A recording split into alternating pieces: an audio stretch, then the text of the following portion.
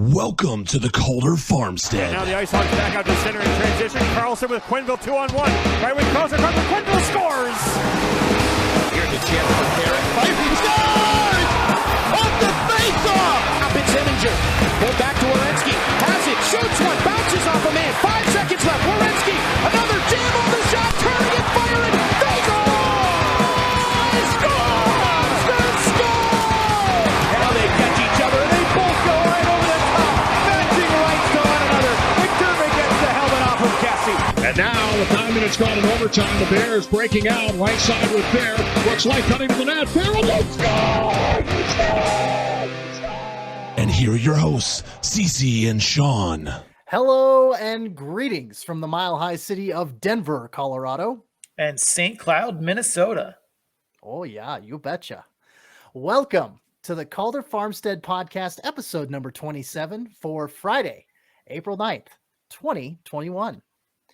If you were hoping for a podcast chronicling the history between a sickle versus a scythe and what the differences are, we are not going to be much help. This is an American Hockey League podcast, and my name is Cece Hockley. And I'm Sean O'Brien. And as always, we thank you for tuning in with us.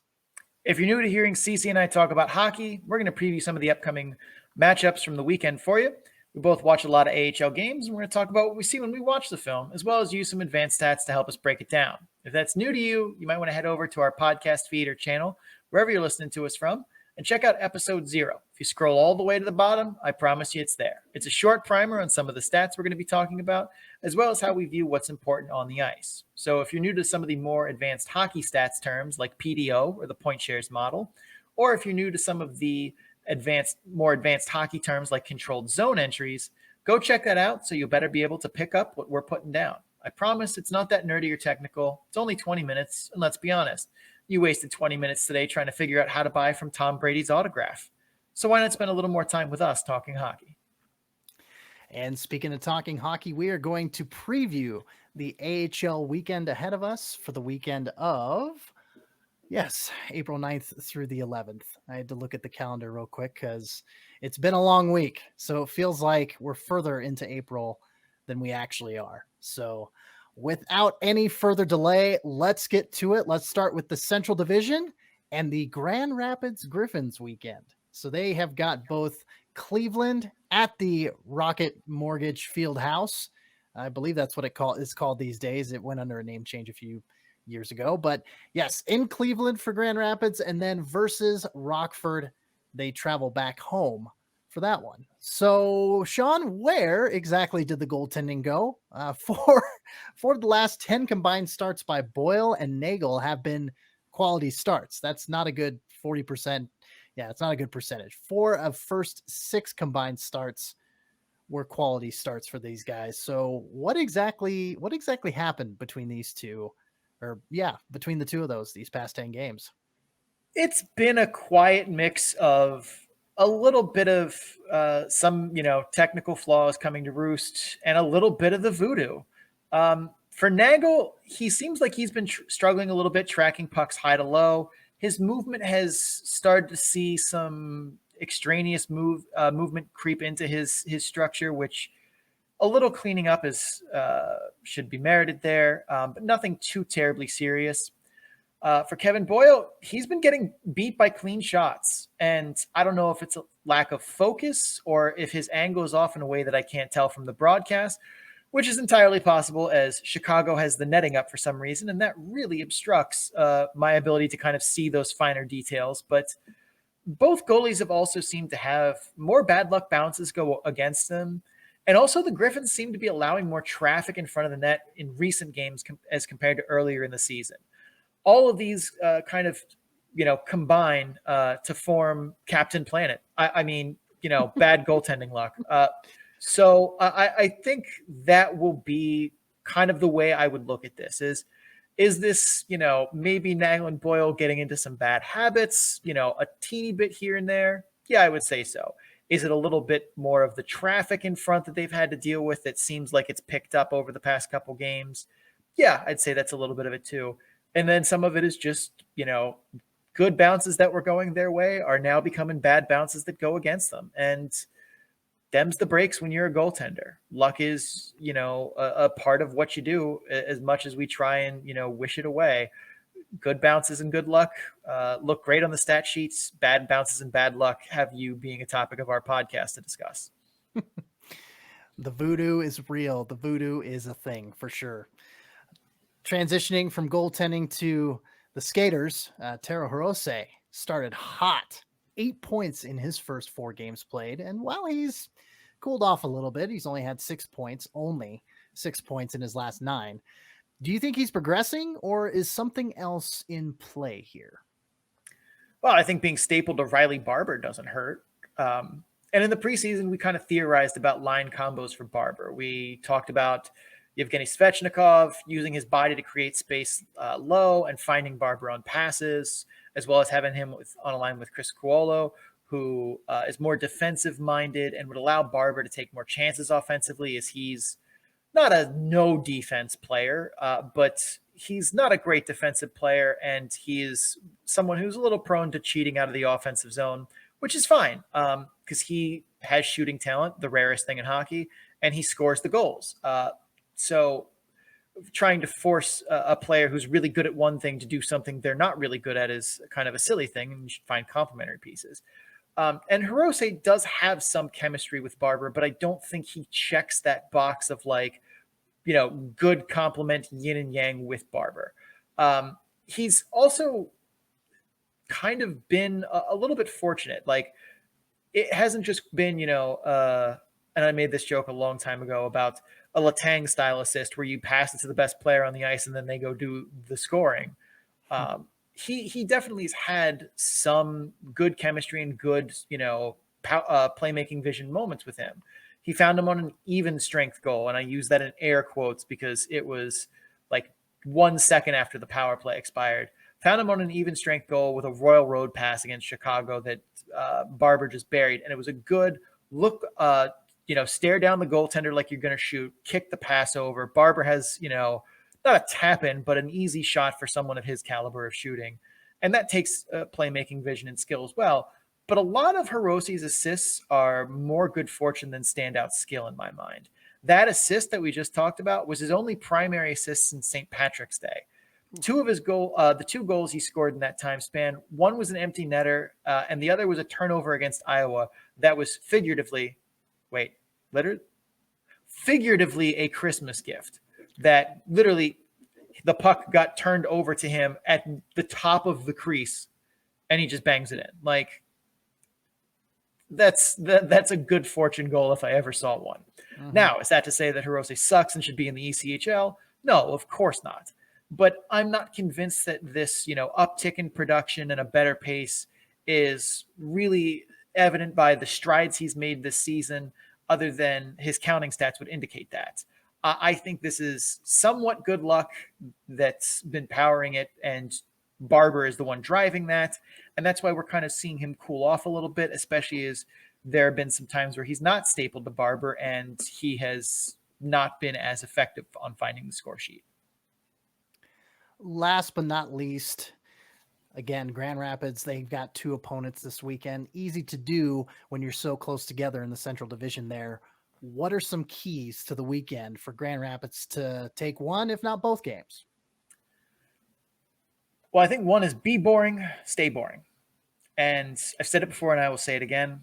I hate making this recommendation. I hate boring hockey. It doesn't move the game forward. It's not fun to watch. It's not fun to play. It's physically demanding. All parts of it suck. But it is effective. And Cleveland and Rockford are both teams that have had some success creating offense off the rush. And by dialing back the forecheck aggressiveness, slowing the tempo down, they're able to kind of control that flow of play and limit the amount of rush chances that they're given. They're able to control, the balance of those rush chances because that's not really what Grand Rapids is good at for scoring. They're more of a cycle-based team. And by them taking more of a passive forecheck, by, turning the neutral zone into sludge, forcing more dump and chase, which those teams are not good at. I think that would be a big strategical advantage for them, and as well as not a big tactical shift for them. They're not a terribly aggressive forechecking team to begin with, so this is not, having them try and completely change their identity for a weekend. It's more as make a small shift, I think. Second key, I would say, is you need to be physical. Both Cleveland and Rockford have seemed to struggle when they've been heavily outmuscled, and that's something that that Grand Rapids is more than capable of bringing.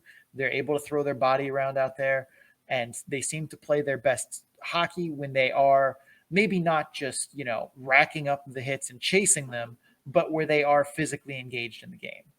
Third, they need to stay out of the box. The Griffins are bad on the PK. They are 21st out of 28 as of recording.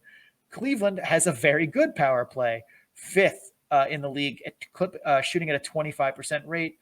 Rockford's, while not, lighting the world on fire 5v4, it's not terrible. They are first in the league. Rockford? Yep. Yeah.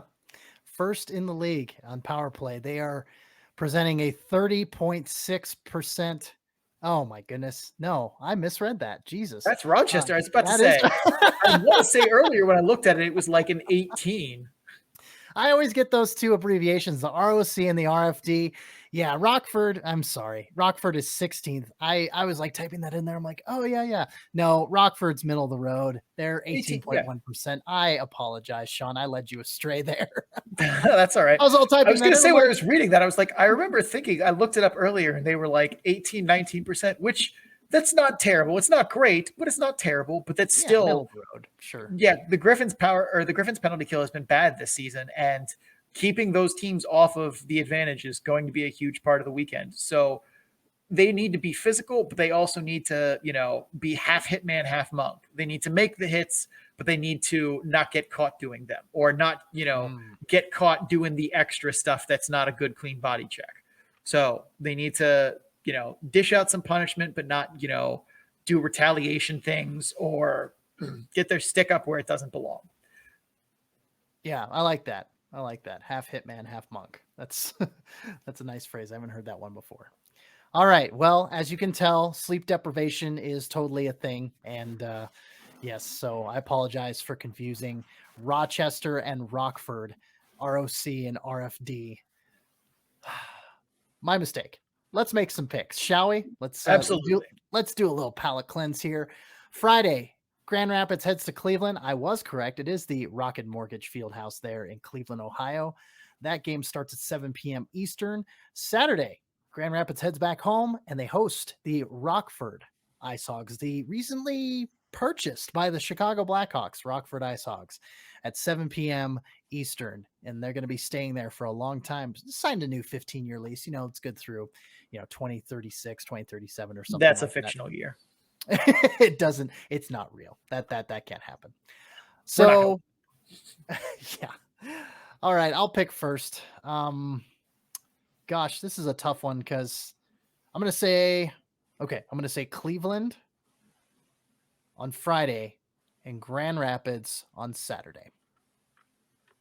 That was actually exactly what I was going with here. I'm going to take Cleveland on Friday, and Saturday I'm going Grand Rapids. Cleveland's power play, for whatever reason, like when I look at the personnel that they trot out there, it doesn't strike me as being, top 5 power play unit in the league. And yet here we are. They scheme it very well. They generate chances very well, even if it's not, the who's who of power play shooters. Whereas I think Grand Rapids is good enough to just overpower Rockford, who I don't have a lot of faith in, unless they start Cale Morris, in which case that could get iffy. But I'm going to stick Cleveland on Friday, Grand Rapids on Saturday. The model barely agrees with us. On Friday, it has Cleveland as a 50.9% favorite. Not 59, 50.9% favorite over Grand Rapids. So basically a glorified coin flip. Yeah. And Saturday, Grand Rapids is a pretty heavy favorite over Rockford, 64.2%.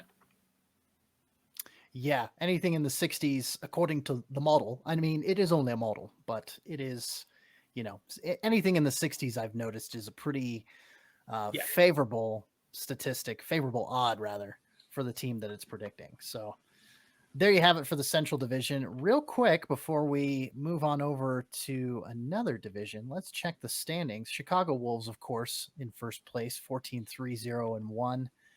Cleveland, 8-5-1 rather, for second place. Grand Rapids, close behind in third place, 8-6-2. Texas in fourth place, 11-10-2 with that victory over Colorado on Wednesday night in the shootout. Iowa, 8-9-3 for fifth place. And last but definitely least in the Central Division, Rockford, 7-12-1. So did you want to talk about the Rockford Blackhawks purchase for a minute here, or do you want to? Yeah. I mean, we might as well. It's funny. So I wrote an article when I was still with the sinbin.net when Vegas was looking to purchase an AHL team to make their affiliate. And my front runner was the Rockford IceHawks because of the fact that attendance was so low and they were the only team in the AHL that was owned by a local municipality. They were owned by the city of Rockford. Yep. And it was amazing to me how, like, okay, I mean, San Antonio, I'm like, they're owned by the Spurs. There's no way that the Spurs are going to part with San Antonio. They got a good thing going on there with the AT&T Center there and, splitting the time between the two. It's like, it seemed like a good fit, good working relationship. But then the Spurs sold to Vegas and that was that. San Antonio Rampage or no more. But I mean, this is the best move for Rockford. Like for the Blackhawks to hunker down and make Rockford the 21st AHL team that is owned by their NHL parent club out of 31, soon to be 32. I guess that bumps up to 22 then. But yeah, I mean, it was the next logical step for the IceHawks to survive in Rockford, Illinois, in my opinion. And I think the only thing that I'm for it. I think there are some merits, and in talking with Alexander Ackerman of who covers Syracuse Crunch and friend of the show, has talked about with me a little bit of like the difference between independent ownership when you have an NHL club, and I think Chicago now being one of the more financially well-off NHL clubs, that ownership is going to be beneficial. Whereas if you have a team in the NHL that's maybe not quite as financially well off, that we'll say rhymes with Norda, that partnership can suffer because they're not going to, if they were to own an AHL team, they wouldn't be able to just fork over the cash and not care about what you do with it. Whereas, the Marlies never have to worry about, where their money comes from. Neither do, the Laval Rockets or, teams like that, that own their, whereas like, yes, Vancouver is partnered with Utica, but they don't own them. So they don't get all the spurious advantages of Vancouver's giant checkbook, right, which they spend on stupid things, but that's besides the point. But I think Rockford definitely will benefit here because the Blackhawks, because of their recent run of success and, doing small things like getting on local television, will help them kind of not care that maybe Rockford doesn't turn giant profits for them as long as they're developing guys. And Rockford has done that. Like they had a lot of guys from those championship teams that spent a bunch of time in Rockford, which I didn't even remember and had to go look up because I was like, really, has Rockford developed that many? Yes, they really have. And that's a credit to them in that system. I'm kind of surprised that this wasn't something they did before because I have to imagine that like the cost for the municipality was weighing on them because their attendance isn't very good, which I don't have an explanation for. But hopefully this partnership will help bolster that as Chicago looks like it's already looking to drop some coin into the Rockford operating budget.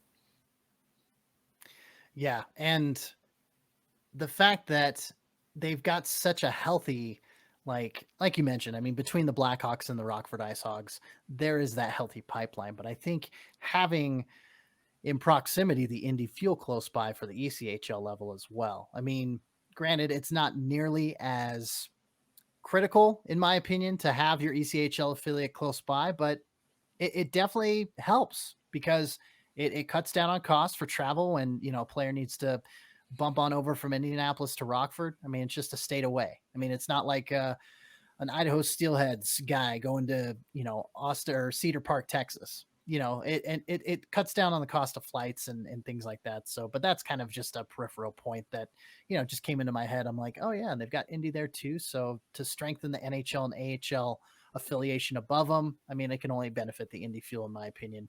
Yeah. And the most important point you can make with the Indy Fuel is that a hot dog is not a sandwich. Yes, that argument that they have claimed as their identity on social media. And I would say, yeah, no, a hot dog is not a sandwich. I don't think it is. Panera Bread sandwich store does not sell hot dogs. Not a sandwich.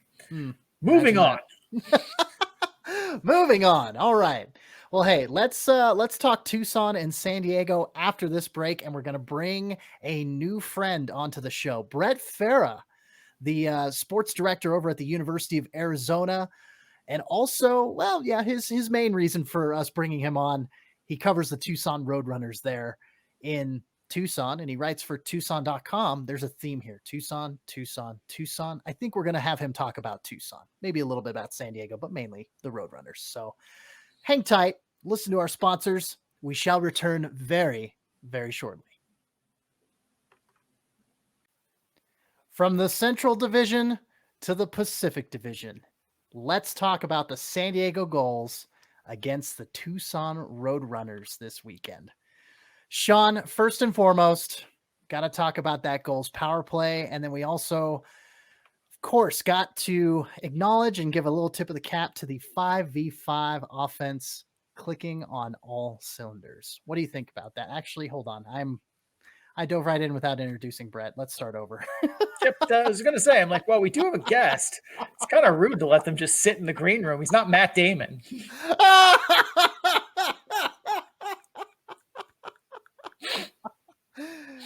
Brett, what say you about that? We're not gonna cut that, right? We're gonna keep this all in there. Please tell me. It's so good. The editor, it's up to him. That's so good. I'm not Matt Damon. I'm not gonna ever claim that, but you mentioned, Sean, before we got on the air here, you mentioned that your job is to bring the hair quotient up and some jokes, and there you go. 2 for 2 tonight. That is what I'm good at. I mean, we damn well might keep that. So let me give the introduction that I was supposed to. Just in case you don't keep it.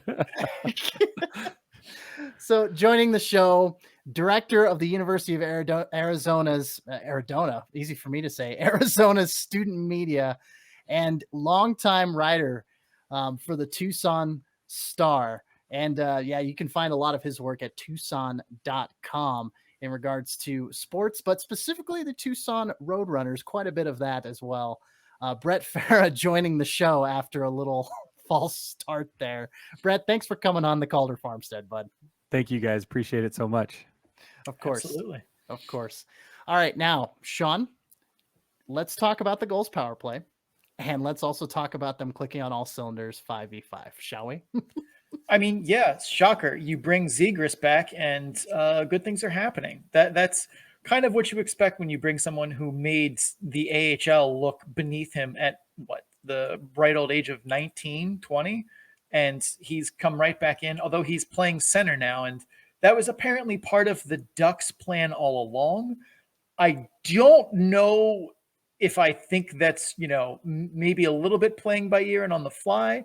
But apparently that they put out this press release. Not apparently, they did. They put out a press release saying that they were sending him back down to San Diego because the plan was always to move him to center, that they were going to get him comfortable with the pro speed, the physicality at San Diego level, bring him up to the NHL, get him comfortable there, and then send him back so that he could go back and learn the finer points of being a center at the pro level, which, yeah, that plan makes sense, I suppose. I think the big delineation between center and wing is maybe a little bit overblown, but there is a difference in those systems and those styles because most systems and styles require their centers to be more defensive, to be more 200-foot player. I mean, Vegas is maybe the only exception where they really don't rely on center depth or like star centers to make that system go, but they're more of an anomaly in the way they structure it. But all that to say, not all of it, the Gulls clicking has been directly on him, but he does help balance the lineup and shift kind of players back down the depth chart into a more natural order of things. The Gulls also have been getting healthier as a team. They have been dealing with some injuries, playing some defensemen at wing, which is a dicey proposition, but that seems like that's starting to improve as guys are getting some health back. They're starting to find that groove that they were in earlier in the season. So, yeah, they have been clicking really well. Their power play went 0 for 7 in the last game, but they got good looks from it. So I wouldn't be too concerned. Mama said there would be days like this. So I'm not heavily concerned that that's going to be a thing going forward, especially when it had been clicking so well before then. Brett, have you gotten an opportunity to watch Trevor Zegras play either while covering the Roadrunners games or even watching him up with the Anaheim Ducks at all?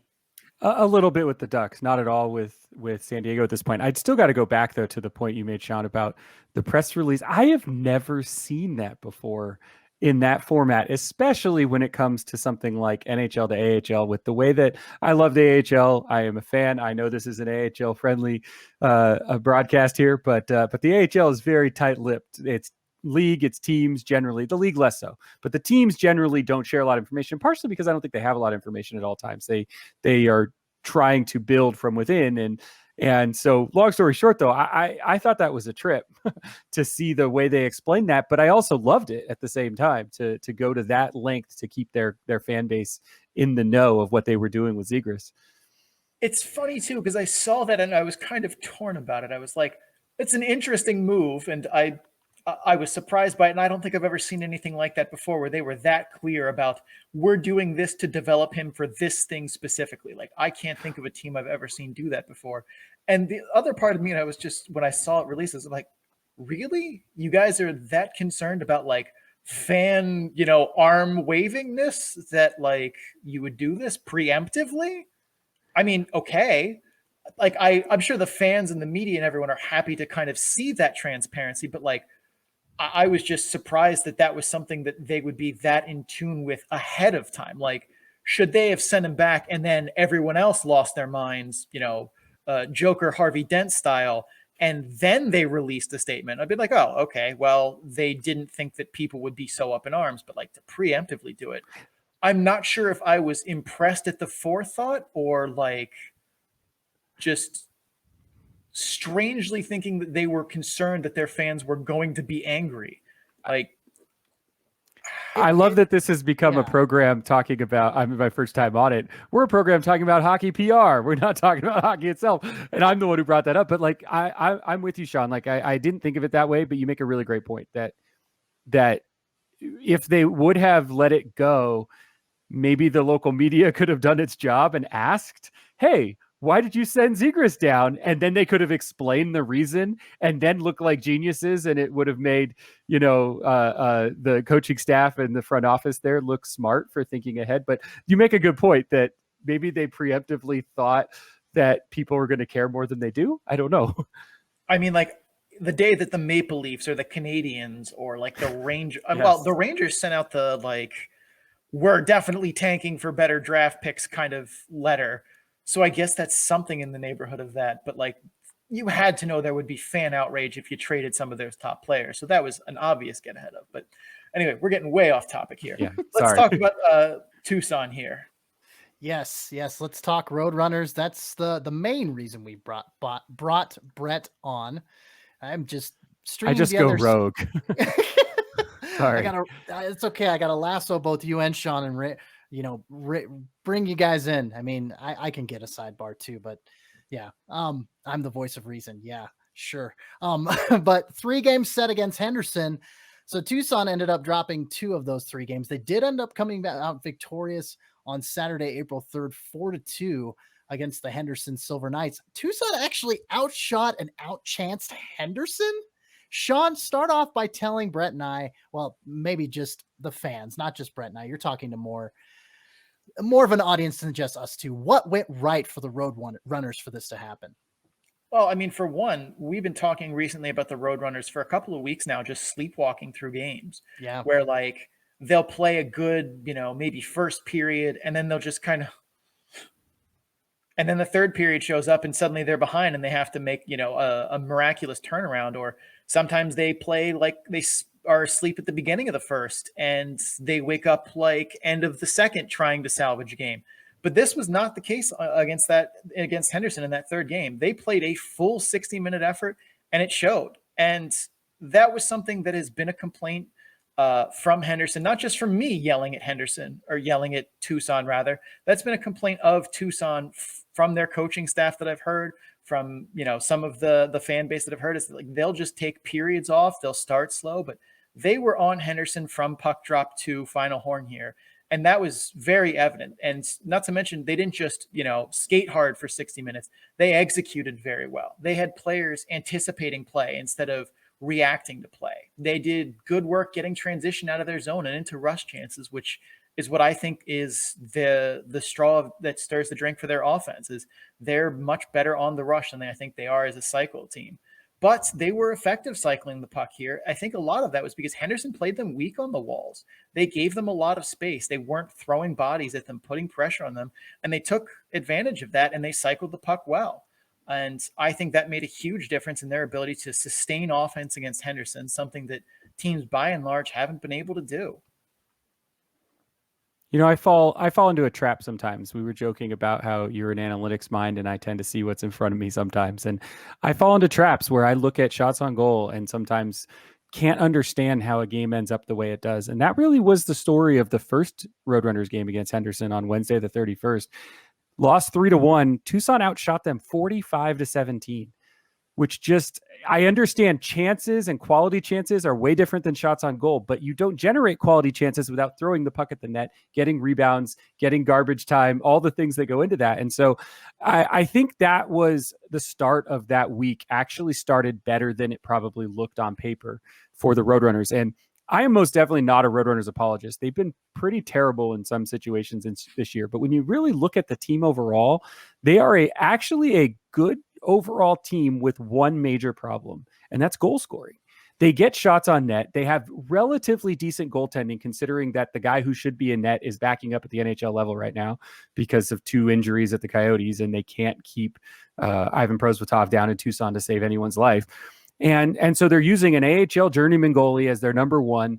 Their defense is probably not as good as it should be, which is why it succeeded in that third Henderson game, because when you talk about cycling pucks out, that's because of guys like Kyle Capobianco, who is an offensive mastermind on the blue line, but mediocre as a defenseman in the defensive side of things. And so when he's getting a ton of ice time and guys like Jordan Schmaltz, that creates a situation where they have to push the puck and hope that they're going to beat a team offensively. But so long story short, I think the last couple of weeks they've been playing better than the outcomes have shown, but they can't score. They just don't score well. And that's a product of seeing, 2 of their best scorers go up to the NHL level, of seeing guys that should be prospects like Barrett Hayton, Jan Yannick just do nothing for a long time. And so it's a weird team to watch, because the players swear by first year head coach Steve Potvin and his style and he is, you can tell watching him and he is taking every one of these defeats on his own shoulders. And he's a really, really, you want to root for this guy. And then simultaneously you go up and down that lineup. There's a lot of talent, even without the guys that they just sent up to the NHL. I mean, the weird thing was there was a point, and this doesn't talk about the Henderson game as much as I know what you were asking, but there was a point a week ago before Michael Bunting and Lane Peterson, 2 longtime Roadrunners, were called up to the NHL, where they had 3 players in the top 10 in points, 3 in the top 12 in goals, and yet they were 3rd last in the league in scoring. Like, it just doesn't make sense to have that kind of imbalance. And then they send 2 of those guys up to the NHL level, and now what? So you go to that third Henderson game now and really look at what they were able to accomplish. And the most important thing out of that game was getting 2 guys that they expected more out of this year, Tyler Steenbergen and Braden Burke, on the board. And this is very simple. But just from a confidence standpoint, Braden Burke is probably the biggest anomaly in the AHL this season. A top 7 scorer in the league last year, top 10 in goals, led the Roadrunners an all-star. They're 21 games into the season before he gets his first goal. And granted, a lot of injuries. He's been battling just to stay in the lineup, but but they needed that. And then Tyler Steenbergen, another one who's kind of a mid-level scorer, he scored the first goal of the season back on February 7th in the second period against in an overtime win against San Jose, and he didn't score again until game 21. So this team's problems were fixed in one night by the fact that they had decent goaltending. They were still able to outshoot Henderson, outchance Henderson, like you said. They were 1 for 4 on the penalty kill. So Henderson was 1 for 4 on the power play, but like good enough to withstand that. And they've been great on the penalty kill. They're the second best penalty kill in the league, and getting scoring, that sort of secondary scoring out of these guys that literally has not existed since day one. And all that superficial stuff, but that's all I think they really have to figure out is the superficial part, because the sleepwalking, I think, is a product of that when they find themselves down 3-1 in the second period, they know the game's over. And so a game like that, where there was 1-0 after one, they were still in it and were able to really fight back. And apparently, Brett, for Michael Bunting to break his funk, all he needed to do was go up to the NHL and score a hat trick. I mean, that can happen to the best of us. So, and it's the same with talking about a funk. You mentioned Steenbergen. He was one of my. We have our favorite players of the week from the weekends as we do our weekend recap on Monday, and Steenbergen was one of my cream of the crop, as we call it.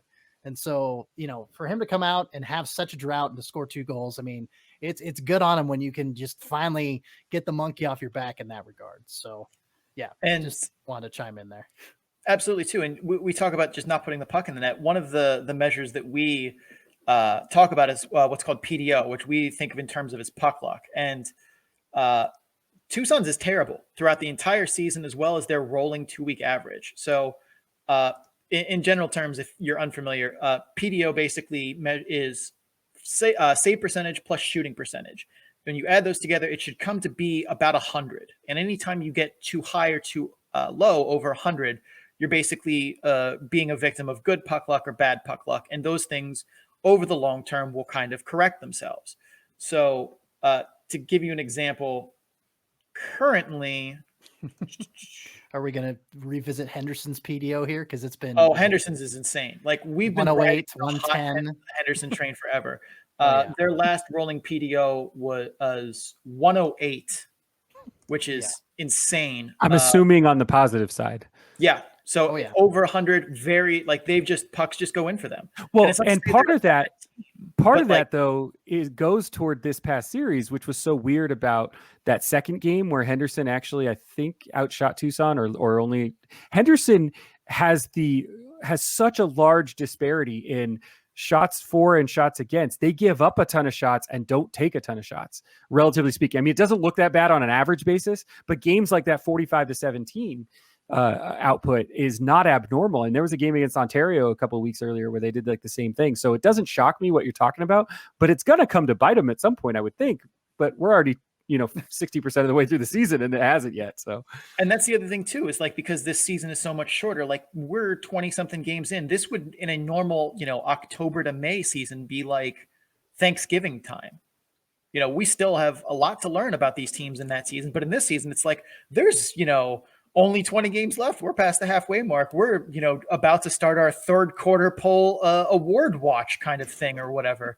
Like third quarter is a 2-weekend span of the season. Yeah. Right.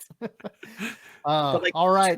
It's just really gotten bad puck luck, even on the year, 97.74. It's well below 100. And a lot of that just seems like just bad luck, and bad luck definitely like this can persist for a long stretch, even though it feels longer, but also weirdly shorter because of the way this season is structured.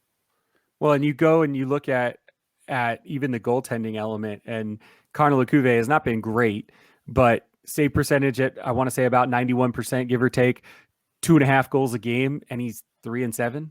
Like, there's just, at some point, you don't put 3 goals in, you're not winning games.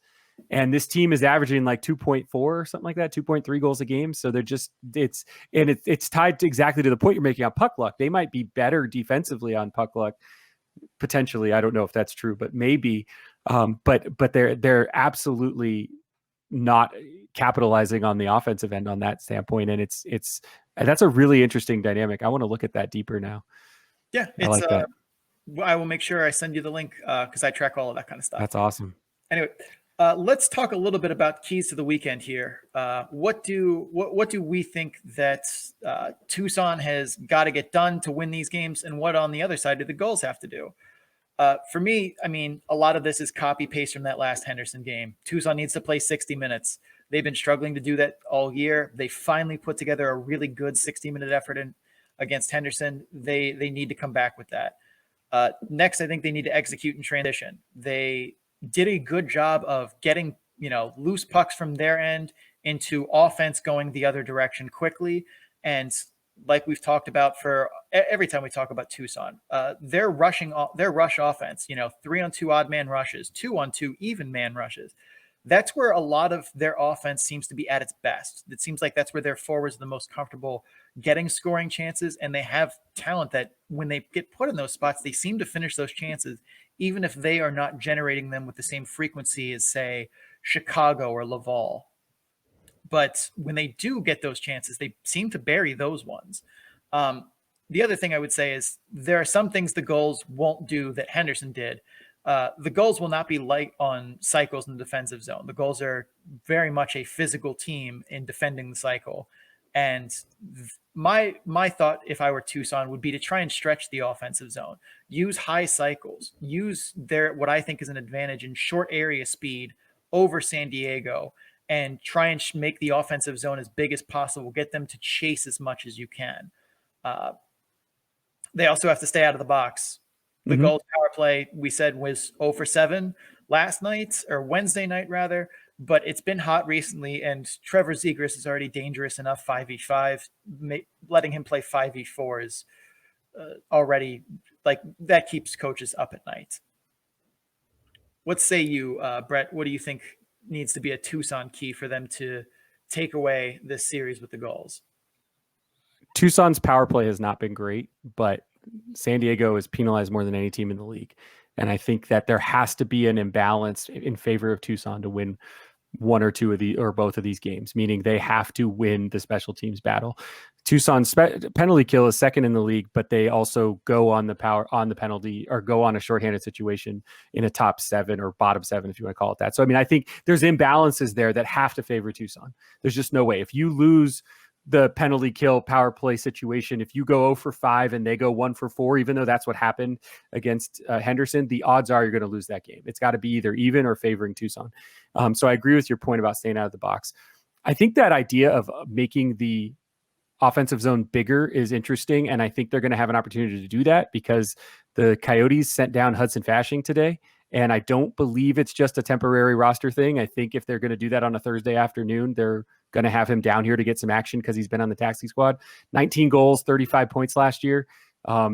Big body that hangs down low and sits in front of the net. And so I think if they can integrate him fast, depending what line they put him on, I think there's an opportunity for that to be a real cultural jumpstart for this team in the locker room. Very well-liked guy, loud, kind of a comedian in some respects, and I think will keep things loose. I think the other thing for Tucson, and again, this is superficial, I know I say that a lot, but like Tucson has had a lot of situations where they've had to. Do you guys watch Ted Lasso, the TV show?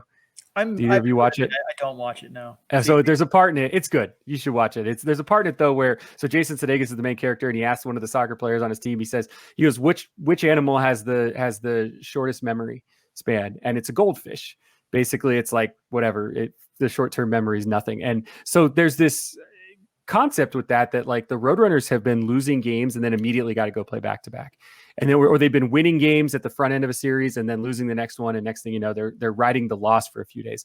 This is the first time in a while they've won the Saturday game on a multi-game series. And so to be able to carry that for 6 days into Friday, I think is actually a really big deal. And in talking to a couple of guys at practice this week, or after practice, I'm not there, but I'm talking to them over Zoom. There's a different personality out of them. And so to your point, and I know we're repeating the same things, but to your point about 60 minutes, they got to stay high. They have to stay high. They cannot have those lulls that they've been having. And so I know none of that dives into the deeper components of the game that you're talking about, but to me, it is simple for them, especially against the team that they have had relatively okay success with.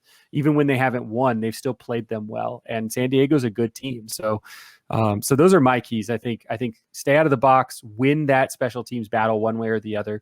get Hudson Fashing integrated fast and make him have a place, whether that's just getting into a skirmish with someone and going to the box or something, doing something where he has an impact right away, and just keeping the high positive element that they were able to pull from Saturday through this whole 5 days for the first time all season, really having a high week. And to kind of, put a little bow on this, I think that if the Roadrunners really put pressure on the forecheck and get that second forechecker, that F2 guy, to stay in his lane, I think that would be a real good key for them to come away with 1 or 2 victories on the weekend. Recently I've seen a lot of bad turnovers from the Gulls in their own zone on breakouts. They get locked into a decision and they make bad turnovers because of it. So if they can continue to force San Diego to make those poor choices, then, that could bode well for Tucson moving forward. But speaking of the Gulls, let's flip the script and talk keys to them maybe taking a game or 2 this weekend. Sean. If I'm the Gulls, the recipe for success has got to start with clogging the neutral zone. That's been big parts of their wins over Tucson in the past. And they are a very good team, I feel like, in retrieving dump-ins. Now, as you mentioned, like turning those dump-ins from a retrieval into that first pass and getting it out of the zone, they have definitely struggled with that. But I feel like them forcing or holding their own blue line and clogging up the neutral zone gives them a better chance against especially a team that I think is very effective when they're given rush chances. So the fewer times you can let Tucson carry into the zone, I think that's going to be a bigger plus, or tilt the scales a little bit in your favor. Second, the Gulls are at their best too when they're finishing checks. Their best games have been when they're the more physical team and out there throwing their body around, but they absolutely cannot chase hits, which is a fine line to walk for sure. But I also think it's one that they're capable of and have done in the past. Yes, they are the most heavily penalized team, as Brett pointed out, but I don't think that comes from chasing hits as much as it does being lazy, losing your man and then trying to, get a hook on him to catch up. But the Gulls definitely need to be the physically dominant team here if they want to have, a weekend sweep. The last thing I'll say about the Gulls for keys of the weekend is their last game against Ontario, I believe it was. I think the biggest difference between them where they're, lighting teams up for 5, 6, 7 goals in that Ontario game is they did not work pucks inside. And winning the inside shot battle is the key to, any hockey game that's been played since the dawn of time. But the Gulls have been finding lanes recently into the inner slot, into the home plate area. And Wednesday, the rain kept them out there, and they kind of boxed San Diego out. They pushed them to the outside effectively, and San Diego seemed like they were more or less okay with it. They didn't fight for those chances. They didn't put their shoulder down and drive to the net. They took safe passing choices to the point for low percentage shots, and that's not going to get the job done for San Diego. They need to work for those inside chances, and by and large, Tucson has done a very mediocre job of defending that home plate area. So if they're going to take charge of this series over the weekend, that's an area they need to do it in. I think to me, it sits a little bit in the lineup too. And I realize that I'm going to pronounce his name wrong probably because I don't think I've ever heard it out loud, but Ole Eriksson Ek, goaltender for San Diego. I think you have to start him both games if you're San Diego. He's been very good against Tucson, and he's been relatively good lately. I know he wasn't great against Ontario. What was that, Wednesday night of this week? I think it was Wednesday night. But he wasn't bad either. I mean, he wasn't the reason they lost that game necessarily. But I think you have to make the decisions of going with hot hands against certain teams. And this Tucson team is more depleted than even when they played against them last time. I think the other thing that I would try and do if I'm San Diego is, and this is not me picking on Kyle Capobianco, one of my favorite players, but I think you have to take advantage of the weaknesses that Tucson has on the blue line in terms of actual defensive play versus offensive defensemen. I think you have to take chances and go after pucks to force turnovers. Teams that beat Tucson do it when they get 2-on-1s or breakaways and take advantage of the fact that Tucson has a good but not great goaltender in Connor LeCouve, and who's just, again, totally serviceable and works his tail off, but just there's a different level. And so if I was San Diego, if I'm Kevin Dineen, I am pushing to take chances against this Tucson team, force them to beat you. It's kind of like basketball. We say, like, Okay, we're going to let you take that 35-footer, Steph Curry. Go ahead. And he hits 8 of 10. Like, I would let Tucson do that, but expect that they're not going to hit 8 of 10 on, whatever the equivalent of that is in hockey circles. I would absolutely take chances and push the envelope. Don't wait for Tucson to come to you. And I also think Tucson is so used to out shooting teams now, which is so weird because when they were 4-0 to start the season and 5-1, they were absolutely getting beat all over the place in the shots on goal category, that they totally script their mindset and started out shooting teams like crazy. If I'm San Diego, I just throw everything I can at the net. Don't even worry about if it's a full set play. Like, you go on a power play, don't take that extra pass, just shoot the dang puck. And actually make Tucson have to react to that. And I think San Diego still has a lot of firepower, even with the guys they don't have right now, even with Chase DeLeo and Sam Carrick out. You talk about Zegras. I think they still have a lot of firepower and will be able to overpower Tucson more than likely, at least in one of these two games, if they push the envelope. San Diego, winners of 7 of their last 8, currently second place in the Pacific Division, 16-11-0, 27 games played on their clip for a league high 44 games scheduled to be played this year, while Tucson is 3-6-1 in their last 10. And we mentioned the Henderson victory this past Saturday night, but who are the other 2 teams in those 3 wins? Oh, that's right. It was San Diego twice. So that has to bode well, at least a little bit mentally, for the 8-12-1 Tucson Roadrunners, who are currently 6 out of 7 teams in the Pacific Division. The games this weekend, let's talk times and let's talk picks. Friday, San Diego comes to Tucson. They play, the Gulls play the Roadrunners at 7 p.m. Pacific. And then Saturday, same thing. San Diego at Tucson at 7 p.m. Pacific. Brett, since you are our guest, we will yield the floor, my good sir. And you, who do you got for Friday and Saturday? You got maybe a split, maybe a sweep? What do you think? I have Tucson winning Friday, San Diego Saturday. I don't think Tucson knows how to handle success. So I think they're going to get a win. They're going to feel good, and they're going to come out flat Saturday. All right. And Sean, why don't you go ahead? I'm torn on this one because I want to believe that even though Bunting is in the NHL and was, as we said, a big portion of that offense, especially the finishing talent, I'd like to think that at some point Tucson is going to finally wake up and realize that they're a much better team on paper than what they performed, that Braden Burke is very good, that Barrett Hayden is very good when he decides to be very good. And part of me, even though they have Zegras back and they've looked really good recently, part of me is still skeptical that San Diego is as good as they are.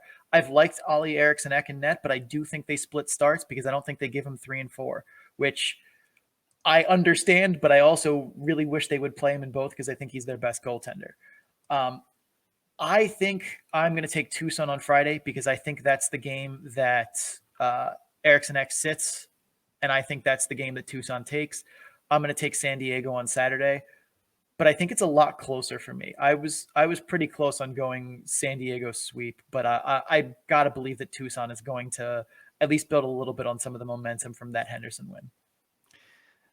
See, and that's the bad part about going last. Normally I go second, but I deferred to Sean this time for some reason, and he took the words right out of my mouth. I mean, there's that momentum. I mean, and you kind of embodied that spirit as well, Brett, in regards for the Roadrunners and just getting that victory over the Silver Knights.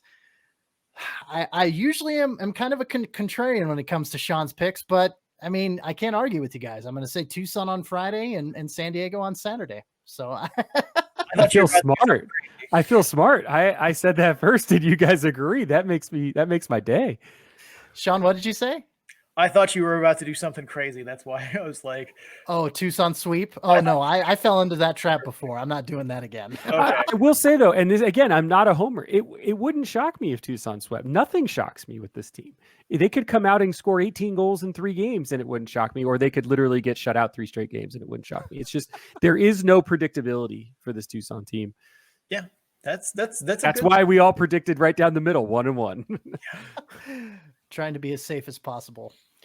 Well, hey, Brett Fera, longtime journalist, longtime correspondent. We got one more thing here. Oh, that's right. What's I that? always try to that? jump ahead. I know. I'm sorry, Sean. I know. CC hating on all the hard work I do programming the model to make picks. No. So unappreciated. It's the Rodney Dangerfield of this podcast. Oh, he gets no respect, I tell you. Absolutely. So the model has San Diego as a slight favorite, or actually, no, a pretty significant favorite, 63.7% in each individual game. Being that they are both in Tucson too, that is a pretty safe margin. But again, one team has been really hot recently, the other, lukewarmish. Can I add one thing to that? Sure. Tucson's the worst home team in the league. 2-8-0. Now, granted, they did win 2 road games at home to start the season against San Jose. So they're really 4-8-0, but they're still pretty bad at home. Is it because they sit their backup goaltender all the way by himself in the tunnel? He hangs out with, like, I'll do radio sometimes and things like that. And I'm down there with a headset on and he hangs out by me. It's just weird. It's just not, it's a strange I just love the visual of him just sitting in the chair, like very visibly all alone. Yeah. Sean and I noticed that when we were watching a game, and it was Prosvetov just it was his 22nd birthday, Sean? It was like the day after his birthday, and he's just sitting there lonely on this chair. Well, CC, you cover Colorado a lot, and so oh my gosh, my brain is going numb. What are you trying to remember? This is so dumb. Hunter Miska, when he had come to Tucson a few times the past season, I guess last season was the time this had happened, and he was in the backup role. Like, he couldn't be left alone because people love him here, and so like he's down there in this other little cavern on the south side of the building where all of like the employees of the arena walk by, and so like the whole time he's just got this parade. It's like a handshake line at a wedding, and this is last season, not pandemic, and right. and he's supposed to be focusing on a game he may get called into, and yet he literally like did not have less than 5 people bothering him. And I don't know where Colorado's like crew was to like get people away from him. I guess they were okay with it, but yeah, it's a weird environment. That this arena is strange in the first place. But the one benefit of this building has been just because it's an older building, acoustically, it doesn't matter how many people are in the building. It's the same sound all the time. So even when there was, when they first started to get some fans in a couple of weeks ago, 600 people in the building, it sounded like 3,000. 1,100 last weekend sounded like 3,000. The only time it sounds more is when it's sold out. So yeah, it's a weird barn for sure. Hey, and Hunter Miska is he's a beloved figure already here in Colorado too. So I totally get that sentiment. I've got my Hunter Miska mask behind me. The Roadrunners did a really cool, I can't see it from my angle here, but it's on my shelf. They did a really cool giveaway of like a cardboard like goalie mask that you could pull over your head that was designed by his dad, because he's a goalie mask designer, as you guys know. Right. Mm-hmm. And really cool. One of my favorite giveaways I've ever seen at a sporting event. Pretty neat. That's awesome. Well, Brett, hey, congratulations. By the way, I know you cover, University of Arizona sports in general. Holy crow, the women's basketball team making a miracle run to that championship game. Oh, here we go. He's grabbing something here. No, I work. So I'm an advisor to the student media department, and this is one of the favorite things I've ever seen them produce. But the Final Four commemorative edition from this past week that put out about 12,000 copies of those on campus, had bunch of people asked to buy them. Kind of fun, when there's actually attention for this stuff. And a print edition, who would have thought that would actually mean something in 2021? So in this day and age, that is so crazy. I was super happy to see them win too. So that's because I had money on the game, Sean. Come on. It doesn't mean anything that my intentions were less pure, CC. Well, Brett Fera, like he said, covering University of Arizona sports, covering the Tucson Roadrunners. Again, you can go see his work at Tucson.com, and anywhere else people can find your work, Brett. No, pretty much Tucson.com. My other job, I'm on the inside track, and if you want to read some really good student journalists and their coverage of a big time university going through some crazy stuff, just fired Sean Miller, the basketball coach yesterday, men's basketball coach yesterday, 3 days after the women's team reaches the Final Four. So it's a crazy time right now. But that's the Daily Wildcat, dailywildcat.com. That's where my heart lies. But you won't see my byline there. But that's a good thing, because the students are pretty awesome. Right on. Brett Fera covering and on the beat for the Tucson Roadrunners. Thanks for coming on the Calder Farmstead. Great talking with you, Brett. I appreciate it. I hope to get to do it again. Thank you, guys. Absolutely. Thank you, sir. Wow, that was a great conversation. I'm really glad we had him on the show, because, yeah, we needed to get somebody on to talk Tucson. That wasn't you or I, Sean. Yeah, we needed someone locally there on the ground as well, as you know, Yes. I'm nowhere near there. Correct. So, well, hey, we're going to take a quick break. Wow, almost 40 minutes talking San Diego and Tucson. We got more Pacific Division coming up. So stay tuned. Listen to some ads. We will be right back. All right. And we are back from the other side of the break and a good, long, almost 40-minute conversation with Brett Fera. Man, he had a lot of good insight and a lot of good things to say about the Tucson Roadrunners. And, you know, Sean and I are always open to bringing new folks onto the show, especially when we haven't covered those markets really before. And the people are very knowledgeable, like Brett was. It was really, I mean, I can't say it enough. I'm not trying to brown nose or anything, but he really brought a lot to the table. I was really impressed. I was too. And I mean, he's not someone who's, you know, just a rose-colored glasses kind of outlook on the team. And that's something I've always enjoyed when we bring guests on is, you know, personally, I do not trust people who can't criticize something they love. Like, I love The Wire as a television show, but it's not perfect. There are things about it that I wish were better. Same thing with, you know, people who watch Star Wars movies and are like, but everything about The Last Jedi was amazing. No, we need to have talk. But like, he was very realistic. Like, yes, he covers that team, and yes, he, you know, is in that market and a big part of that community. But like, at the same point, he's able to be critical of that, you know, that organization when merited. And that's a big feather in his cap for him, and one of the reasons we really enjoyed talking to him. Yeah, I mean, and like he's like, I'm not trying to be a homer here. He definitely wasn't. No. He's definitely a realist, and you know, presents that in his view of the Tucson Roadrunners. He's like, hey, yeah, Tucson, you know, can come out and score 18 goals in 3 games, and I wouldn't be surprised. Or they could go scoreless in 3 games, and I wouldn't be surprised. Like he is grounded in reality, which is for somebody covering a home market is a testament to who he is as a journalist. And again, not trying to brown nose or pump his tires too much here, but that's just the way it is. You know, be unbiased as a journalist, be realistic. So anyway. All right. Well, we have a big weekend series coming up here between the Texas Stars and the Colorado Eagles, otherwise known as the Dukes of Loveland. The Dukes of Loveland. Yes. So another 4 games in 6 days between these two, this time in Loveland.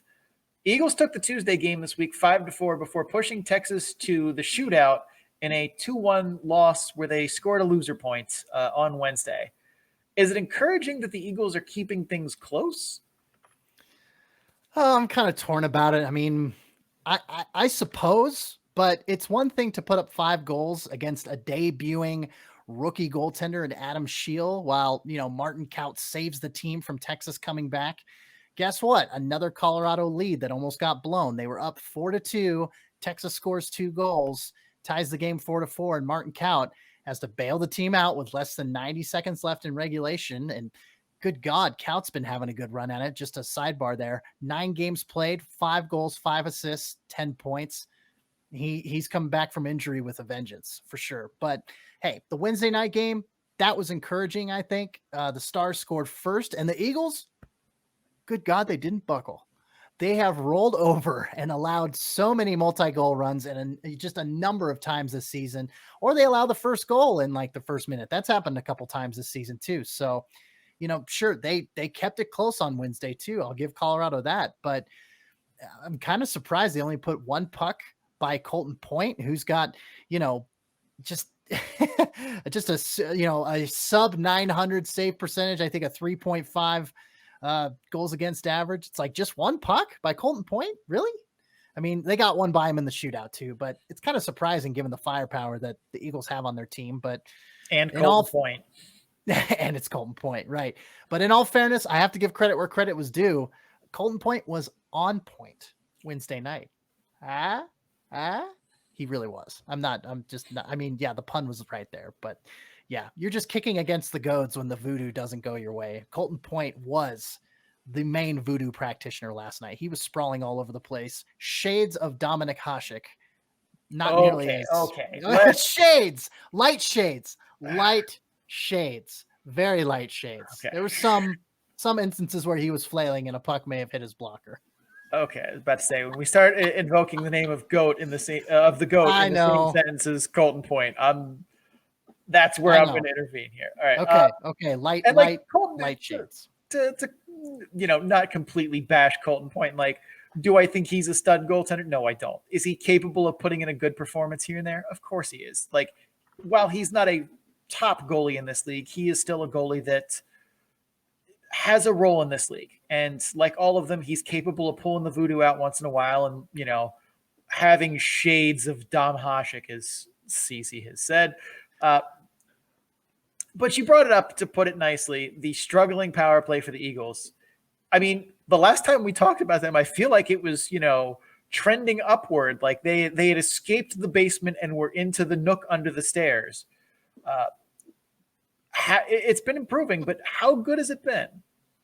Well, I'll just say this. I don't think, and Eagles fans are probably going to rail against me for this because of his long-standing relationship, both playing and as a coach with the organization. I don't think it's a coincidence that the mutual parting of ways with assistant coach Ryan Tobler coincided with the Eagles' power play improving. When he left the team and Brett Clark came in from being an Avs development coach to now assistant coach with the Eagles, they've gone from last in the league. And I think I heard the announcer, if my ears didn't mistake me, they were fourth in the league in power play heading into last night's game. Yeah. I don't know if that was correct or if I misheard, or maybe it was 14th, but they've improved. They've improved. And granted, I think they're 13th now. I mean, they went 1 for 3 on Wednesday night. So they scored a power play goal. So 33%. I mean, that's not going to drop you 11 spots unless the other teams just but I mean, going from the basement and underneath the stairs, as you put it so nicely, to middle of the pack and slightly above there at 13th, I think potting 1 or 2 power play goals a game, as opposed to clicking at just 8% when they were in the basement and that conversion rate to start the season. Like I said, Coach Brett Clark has actually gotten the Eagles special teams poised to cause damage at 19.4%. And, when you score a power play goal or 2 a game, that's kind of encouraging to see if you're a Colorado fan. I mean, the Avalanche have kind of struggled with special teams over the past few years as well, by and large, but Eagles are figuring it out. I think that would be a fun little deep dive project, is to look at power play tactics before and after. Are you suggesting something for me, Sean? I think I'm suggesting something for the both of us. This could be fun. This could maybe be in like the off season, because ain't nobody got time for that right now. Lordy Jesus, there's an AHL fire. So you talked about Colton Point a bunch. Where in the world is the patron saint of our podcast, St. Thomas Shoal? Oh, I know, right? I mean, he wasn't on the bench for either game in Loveland. I don't even know if he made the trip, to be quite honest with you. But listen, just because you replace one guy with another because their names sound similar doesn't mean you're fooling us. Scheel does not equal Shoal, okay? Adam Scheel is not Thomas Shoal. I need to look to, like I said, I need to look into if Shoal even made the trip. But, Point is doing okay. He is doing all right, at least if you look at his 6-3-1 record. His it was 3.23 goals against average. I said 3.5, little high, my mistake. But 0.84 save percentage. It doesn't convince me that he's an AHL caliber goaltender at this time. Now, I remember he in Idaho last season, he had a bit of a rough stretch. Then he kind of started to turn it around towards the end of the season before it was suspended. And I think for Colton Point, another year in the ECHL to kind of season him just a little bit more. If Dallas is really all in on him, I understand he's under contract, he's on his ELC, but I think bringing in Adam Scheel is kind of like, oh, all right, Colton, let's see what you can do. So anyway, all that said, Shoal's return can't come soon enough, in my opinion. But honestly, it might be the Texas defense that's really not doing these netminders any favors when it comes to just looking at their numbers by and large. So I want to say 2 things that I think may shift your perspective a little teeny bit. Okay. So we talked about this in the season preview, like what feels like 20 years ago, but it's worth mentioning because our time is a flat circle and it's kind of made up at this point when it comes to the AHL season. Mm-hmm. But defense does not really get like defensive systems don't really get like set in training camp. They take like a little bit longer to kind of cement. And you see that even in the NHL. Like October is always the, like, if you look at goals per game average across the league by month, October is almost always one of the highest scoring ones because it's like, we don't know what we're doing on defense yet. And then by November, it all just kind of clamps together. We are at a games played rate that is just now coming to November, but we are at a season progression rate that's over halfway over. So these things are starting to kind of intersect a little bit. Case in point, last year, the AHL's average save percentage across goaltenders was, I want to say, around a 904, maybe a 905, maybe a 903, but in that ballpark. Sounds right, yeah. As of last week, do you want to know what it is? I'm going to say 0.892. 895. Close. So I knew it was going to be lower. I mean, yeah, you kind of led into that, but like the idea that points 894 save percentage is basically league average, says something about how wild of a season this has been from a shooter's perspective, but that also melds with the like defense is finally starting to find their, you know, their groove of what their responsibilities are from a systems perspective. And that obviously benefits the goaltending in front of them, but that's why these numbers kind of look bad, but also that his aren't nearly as trash as we're used to seeing, where it's like, you know, 903, oh, that's okay. 904, that's fine. 902, whatever. 899. Yeah. So I agree that he has not been great this season and that he probably could use another year in the coast, but I don't think his numbers have been as bad as we are accustomed to seeing just based on historic trends, because this year is weird. That's a completely fair point, and I'm glad you brought that up. You said case in point. I said it's a completely fair point. It's a Colton point, I want to say. You're welcome. But no, maybe in the light of the sainthood of St. Thomas of Shoal, perhaps it is casting a shadow upon Colton Point's league average season that he is having. Yeah, I don't know. Because Shoal's been the better goalie, and let's be honest, we all want the tandem of Shoal and Shield. Oh, you know, yeah. Shoal and Shield. Yes, let's make it happen. All right, final thoughts on the weekend series coming up here, CC. All right. Well, you know, I noticed on Wednesday night's game, that's the game I really got to take in and digest. Colorado and Texas are pretty evenly matched. You know, as long as Texas doesn't knock the Eagles, you know, they don't knock the Eagles on their collective ass with their speed, which kind of happened at the beginning of Wednesday night's game, and that's what led to that first goal. But Damiani, Nick Baptiste, Cole Schneider, and this rookie kid that they got, I was really impressed with him, Kawaguchi. I'm super impressed with this kid. They're a fast bunch, and they can have the puck in the back of the net if you're not careful. You know, they're just, and it's in. Let me tell you, though, the Eagles, they're nothing to shake a stick at, because Martin Kaut, like I said, coming in at over a point per game click. TJ Tynan, the captain, he can facilitate plays like none other. I can tout him being a top playmaker in the AHL ad nauseum, as I've done in the past. But Kiefer Sherwood being on the team, he had that power play goal right after Dallas scored, like a minute and a half after that, just an immediate response. Mika Salamaki being on the team, hell, even rookie Jean-Luc Foudy and Riley Woods, they, you know, when they're clicking, you better watch out. And from what I noticed last night, I will say the law firm of Tynan, Woods, and Foudy are here for you. You may be entitled to goal scoring compensation. They were on a line last night. I'm like, that totally sounds like a law firm. I tweeted that out. And I like it. I like it a lot. The law firm of Tynan, Woods, and Foudy. You may be entitled to goal scoring compensation. Thank you very much. All right, let's get some picks in here. Saturday, Texas at Colorado, 7:05 p.m. Mountain Time. Sunday, Texas at Colorado, afternoon delight, 3:05 p.m. Mountain Time. CC, who you got? You got to love those little 05s on the end of those. Idaho does it. Colorado does it. It's, I mean, covering those markets. Just a little sidebar there. I love it. 705, 305. Anyway, I'm getting distracted. Let's go. Last time I picked a Colorado sweep, it bit me in the ass like no other. So I'm going to take Colorado on Saturday and Texas on Sunday. But also, Alex Newhook alert. He might debut this weekend, as might Sampo Ranta, depending on immigration status. So stay tuned for that. That could be a game. That could be a difference maker. If Newhook is starting, I might, if he starts both games, I'm going to lean towards an Eagle sweep. You're putting ideas in my head. I don't like it. I'm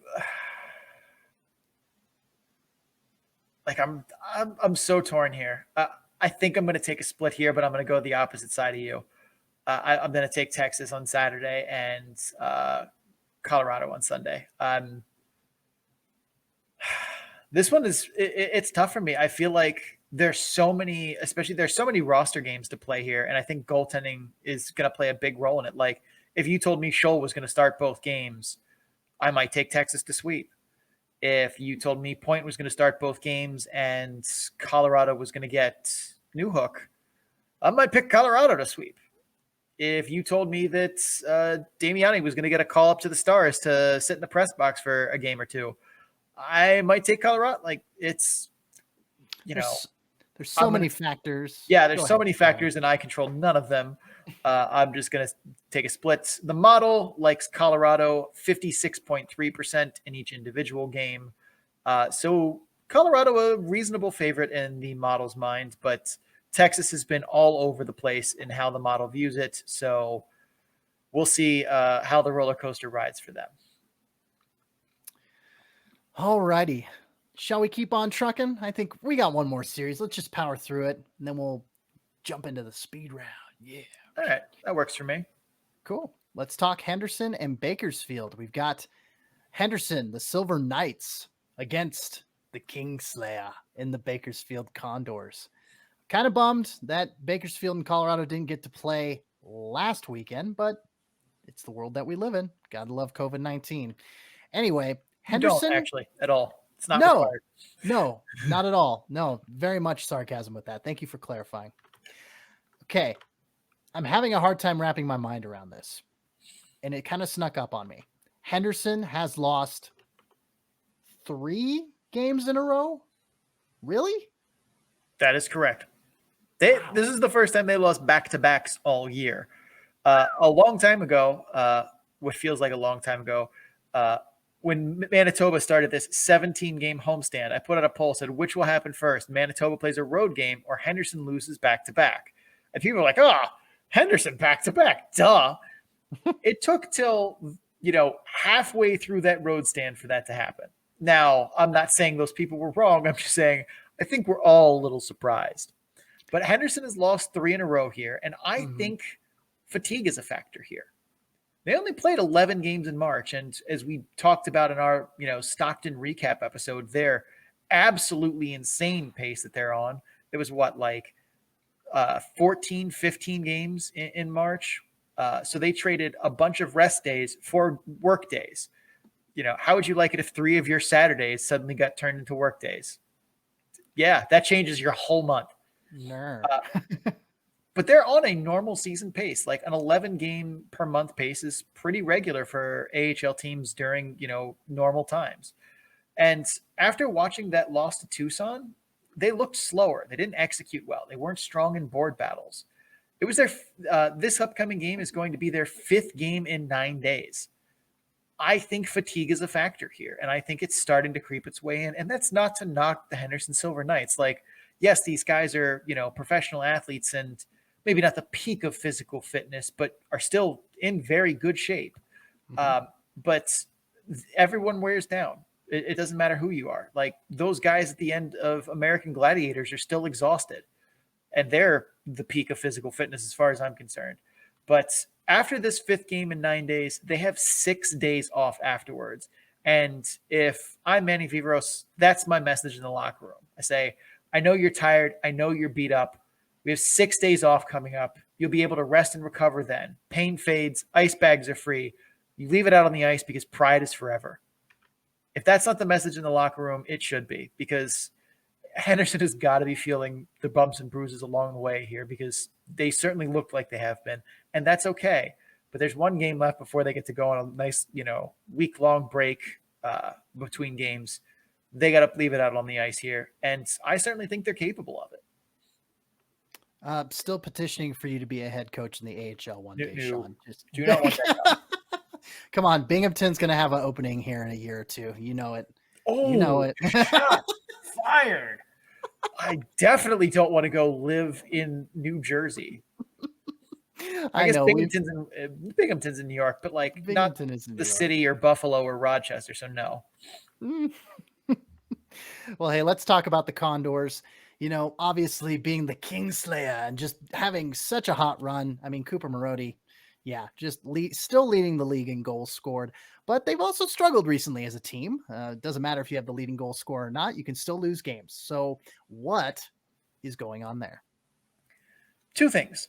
The kid line has cooled off, and I don't think anything less of them now, but the last 4, they haven't been scoring at the genuinely unsustainable rate they were previously, but that's what unsustainable means. They were never going to just, be scoring, 4 points every 3 games between the 3 of them. You can't continue that pace on. I don't care who you are. So this was always going to happen, where they kind of came to earth at least a little bit, and that's fine. But the problem has been they needed those depth scorers to step up and fill those voids when they did eventually cool down. And that really hasn't happened. Griffith has been good. He has 4 points in his last 5, but Gambardella, 1 assist, 0 shots on goal in 2 of those last 5 games. Adam Cracknell, 1 goal in his last 4, 0 shots on goal in 2 of those last 4 games. Those are guys that they needed to pick it up when the kid line cooled off.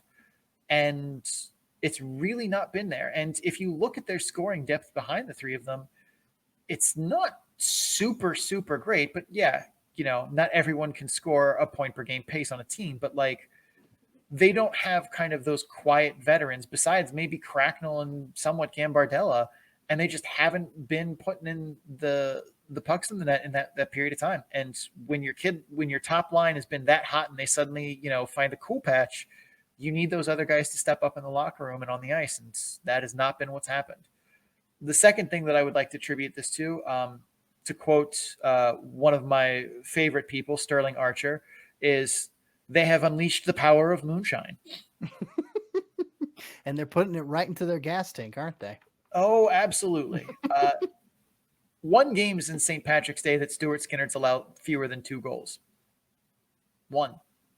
He's been inconsistent.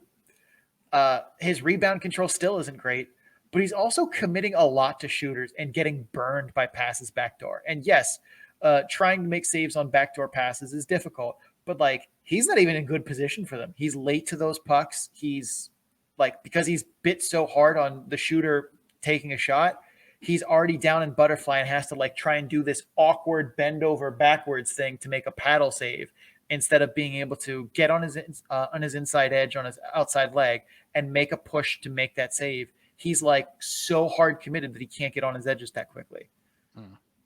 And yes, maybe that's being nitpicky, but his rebound control has still been bad. His movement is getting busier. This is what we talked about. This is running your car on moonshine. It could take you for a while it's running hot, but we were always going to get here, guys. Yeah, and kind of to jump back to Cooper Marody, leading the league in goals and everything. You have him with 14. You have Ryan McLeod in second place on the team with 11. Benson and Cracknell, just Benson has 8 goals. Cracknell and Luke Esposito have 6 goals apiece. So you have 5 players on your team with 5 or more goals, and the rest are, 4, 3. It's yeah. Their top 6 carries that team, and that's fine. But when your top 3 are not, hitting the mark for 1 night or 2 nights or 3 nights, these things will happen. But your other 3 in that 6 got to make up the equation. Not everyone can be Henderson. I mean, Henderson has their goal scorers in their top 6, but I feel like I pointed out a few episodes ago that their scoring, it seemed a little more spread out, and that's probably, I mean, it's definitely a feather in their cap to their success. I mean, obviously there's a lot more that goes into it, but anyway, I digress. Let's talk a little bit more. Overall, keys to the game. Sean, once again, take it away. So usually I kind of talk keys to the game from one side or both sides, but we're going to try and mix both of them in here. One of the keys to the game for both teams is going to be finding rhythm. Both teams have struggled recently with finding their tempo, playing their game. And to me, that says setting the tone early is going to be important here. And that doesn't necessarily mean physically. It means what your game plan is to attack this team. You need to dial it up to 11 in the first 10 minutes. You need to start hot. If your plan is to play physical, you need to come out laying the body. If your plan is to play with pace, come out with stretch passes, get wingers cheating out of the zone early. You have a grinding game plan. I want to see chip and chases. I want to see guys pin on boards. Establishing the game plan in that first 10 minutes and building off that momentum has got to be part of both these teams' game plans, because that's what's been the driving result of their success, back a few games when they were clicking on all cylinders. And that seems like that's been a big thing that has cooled off for them, both at the individual level and at the team level. They need to get back to what they do well. And for me, I'm preaching that first 10 minutes, we need to be the one that grabs the early momentum and sets the pace, sets the tone for the game. Second, you need to harness the power of moonshine. Bakersfield, like everyone else, is going to need steady goaltending on the way to beating Henderson. You're not just going to smother them into submission without giving them quality chances. That's not going to happen. So you're going to need Stuart Skinner to put in a good performance. He's totally capable of it. I have never said otherwise. I just do not trust him on a, long-term, week-to-week, month-to-month kind of plan for him to be that consistent guy every day. But he needs to be dialed in for this game, because to me, this is a big game for them. This is, in the top three in standings playing each other, and a pivotal game that can really kind of set the pace for that division. And I want my goaltender to be at his best for that game. Third, and this is more of a personal one than maybe something the team should listen to, but I'm selfish. I don't apologize for it. I want them to let it fly. I have a lot of hope here for a wild back and forth track meet. They're both capable of it. They both have good team speed. They're both good off the rush. They both have shooting talent. This could be an appointment viewing game here based on style. We're not going to get Providence, Laval, and Chicago to play each other this year. So this is pretty much the, maybe not best on best, but fun on fun kind of game that we can have here this season. So please deliver the goods here, guys. Let it go, let it fly, and give us a game to watch. Yes. And that's the thing. I was kind of surprised looking at the schedule. You said this is the game to watch. It's only one game, because Henderson is down in California currently. They played San Jose twice. And that's where they,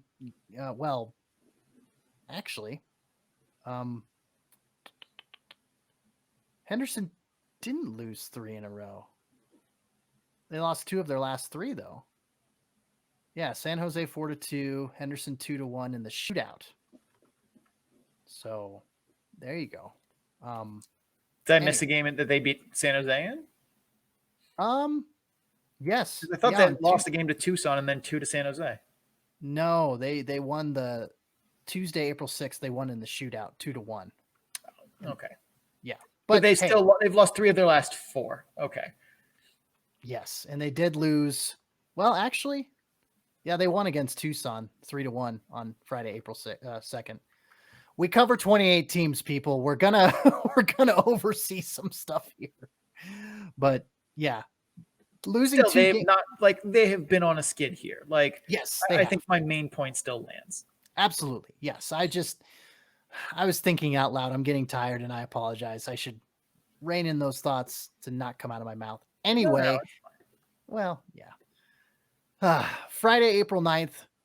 Like I said, Henderson is still there in California, so they'll play Bakersfield that one game before their next game on Thursday, April 15th, where they host Tucson for a 3-game set. So this is it. This is the one game, Henderson at Bakersfield on Friday, April 9th. I can't say that enough times.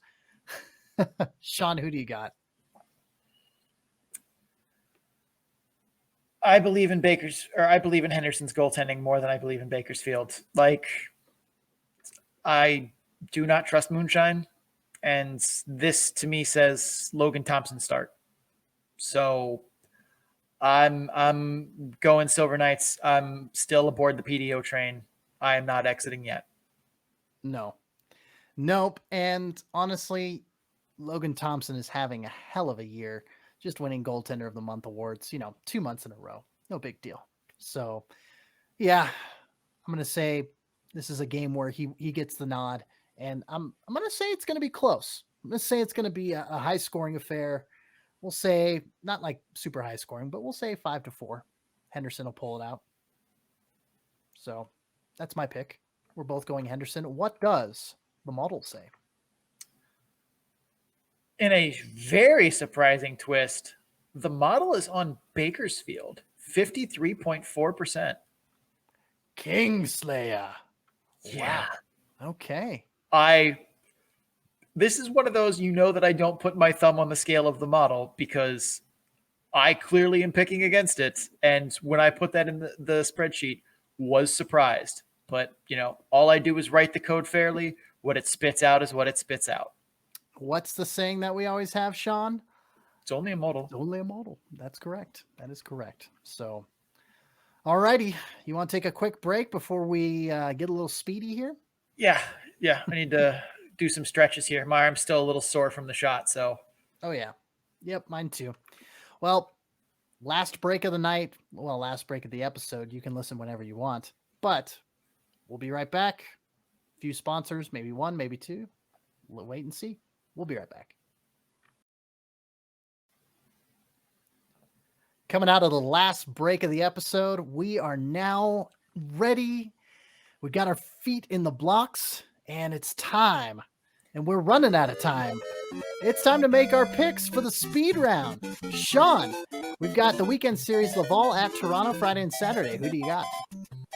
I got to think Toronto's going to take one of these. Give me Toronto Saturday and Laval on Friday. I'm going to pick a Laval sweep because it's worked for me all season long. Chicago at Iowa, Friday and Saturday. Shawnee. I feel like we've done a Freaky Friday swap here where I'm picking splits. I think Iowa's going to get Matthew Boldy and a couple other good guys back for this game. I still think Chicago's the better team, though, but Iowa's been playing better recently. Iowa Saturday, Chicago Friday.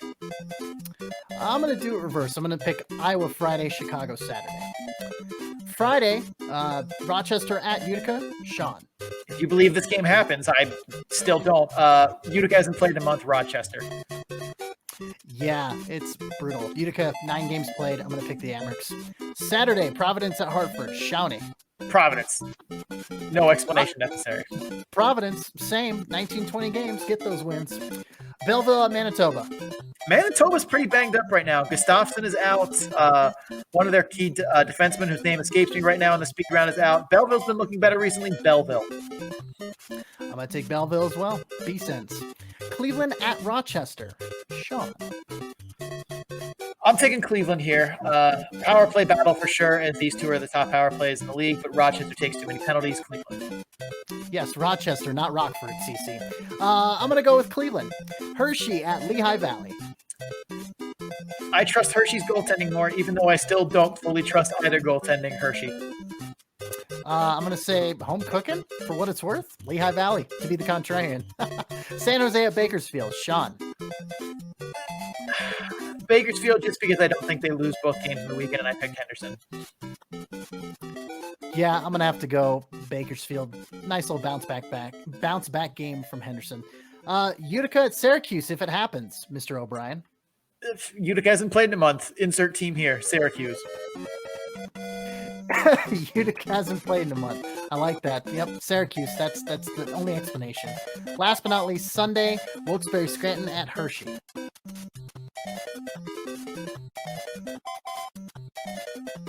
Sean? Sean, did I lose you? Oh shit, I lost Sean. Sean. Shawnee. I'm back. You, bud. Okay, what I happened? don't know what happened. Comcast. Yay. All right. Well, that actually works out well because we could just start on Sunday. Yep. Okay. So start the music again. All right. Sunday, Wilkes-Barre Scranton versus, at Hershey. Go ahead, Sean. Speaking of goaltenders I don't trust in Pennsylvania, we'll chalk up Wilkes-Barre Scranton to those. I'm taking Hershey again. I'm going to go with Hershey on this one because goaltending. Binghamton at Lehigh Valley. Well, I don't think Jill Senton's dad got him the job there, so I'm going to take Binghamton. Oh, wow. Yeah, and I'm going to say Lehigh Valley on that one. San Jose at Ontario, last but not least. San Jose is a random team this year, but then again, so is Ontario, where it feels like they just bounce back and forth, but I like Ontario's firepower more. I'm taking the Reign. I'm going to go with Ontario as well. It's just, can't count out the black and silver bandits, even when you can count them out, if that makes sense. So there's all that. All right. Always a non-leisurely jaunt, more of a sprint for sure in the speed round. So there you have it. We are all finished with the speed round for this weekend coming up. So we're ready. Well, that's it for the show. If you guys are enjoying the show, please make sure you subscribe and get episodes in a timely fashion. Also, please rate and review the podcast wherever you're listening to it from. If whatever podcaster or podcatcher you use allows ratings, some do, some don't. If you're watching on YouTube, like the video and comment what you thought of the episode. Doing so helps others find the show, and your reviews help us improve it. You can also follow the show on social media at Calder Farmstead on Twitter, at the Calder Farmstead on Instagram and Facebook. Links to all of that and more can be found in our link tree, which is scrolling down below here on YouTube. But for the audio version, it is linktr.ee/the Calder Farmstead. Our social channels are all the way at the bottom. If you just keep scrolling through it shouldn't be that hard. It's like 2 finger swipes. Cece, where can people find you? Well, my name is Cece Hockley, and the Calder Farmstead, first and foremost, is part of the Full Press Radio Network. You can find this program and a lot of other great hockey podcasts and sports entertainment shows at www.fullpresscoverage.com. Nice little menu up top there. Click it, drop down, boom, all the shows right there. So as for me personally, you can find me representing Full Press Hockey on Twitter at FPC_AHL and at my personal Twitter account at CCHawk. That's SEESEEHAWK. Lots of hockey tweets, live tweeting hockey games. Did that this past Wednesday with Colorado and Texas. But hey, I throw some music in there, some personal opinions and stuff like that on, pro wrestling. I mean, why not? But anyway, 70-75% it's hockey. So give me a follow if you want to. Check out my writing as well, my hockey writing on the Full Press Coverage Network at www.fullpresshockey.com. It's mainly AHL, so you can throw in a /AHL in there if you want. And that's enough of me talking. Sean.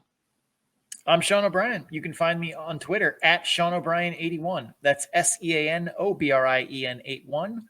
That is a personal account. It's like CC, mostly hockey, but some other random musings about pop culture and this and that. I'm also on Instagram. That is ever improving from being a garbage account to being almost passable now. That's at Sean O'Brien _81. If you're curious about all the stats stuff that we mentioned, the point shares model, PDO, any of those kind of metrics, you can find all of those on my Tableau page. That is at bit.ly/data-dump-and-chase, all lowercase, all one word. Big thanks to Adrian Drake, who made our theme music. You can find him on social media at AD_dysfunction, DYSFUNCTION, so he can make music for you too. Also, a big thanks to Cece for editing this episode. It is 12:24 a.m. Eastern time right now as we are finishing recording. And both of us have had exhausting days, and he still has to edit this show because I literally do nothing. So big thanks to Cece. Take us home, buddy. Hey, big thanks to Sean O'Brien for all his analytics work and just being a great balance to my editing, I suppose. No, we balance each other out well. Thank you all very much for listening to episode number 27 of the Calder Farmstead podcast.